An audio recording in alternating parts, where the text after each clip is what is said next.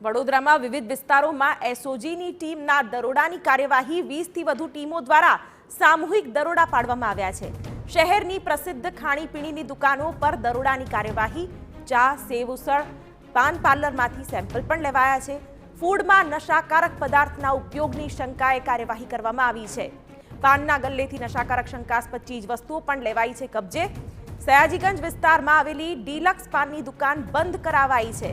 કીર્તિ, સોમા તળાવ, અમિતનગર, ડેરી ડેન સર્કલ પર પણ તપાસ કરવામાં આવી છે। આ સાથે એસઓજી કોર્પોરેશનના ફૂડ ઇન્સ્પેક્ટરની આ સંયુક્ત કાર્યવાહી છે।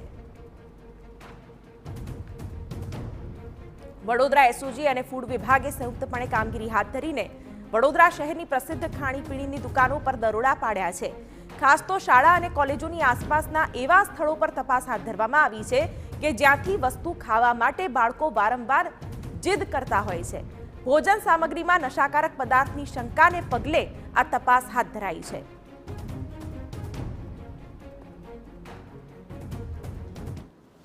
આપણે ઘણી વખત સાંભળ્યું હશે કે આપણા ઘરના બાળકને કે કોઈ પણ વ્યક્તિને એકની એક જગ્યાએ વારંવાર ચા પીવાની કે પાન ખાવાની કે બાળકને સ્કૂલના બ્રેક દરમિયાન કોઈ પર્ટિક્યુલર ચૂરણ કે ગોળી ખાવાની આદત હોય છે।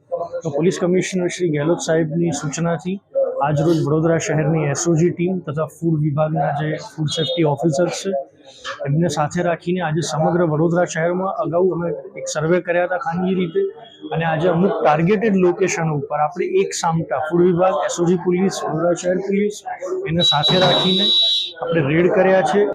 ખાસ કરીને જે સ્કૂલો અને કોલેજોની આસપાસ જે ખેતલા આપવાને બધી અલગ અલગ જુદી જુદી જે સિસ્ટમ આ બધી પ્રિમાઇસીસ આવેલી છે ત્યાં લોકો એડિક્ટ વિદ્યાર્થીઓ બધા આવતા હોય છે।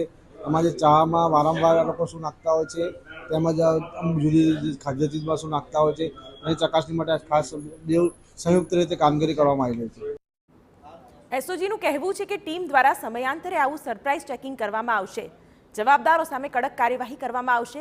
એમાં પણ જો સેમ્પલમાં કોઈ નશાકારક પદાર્થ મળી આવ્યા તો તેના નિયમ અંતર્ગત કાર્યવાહી હાથ ધરાશે।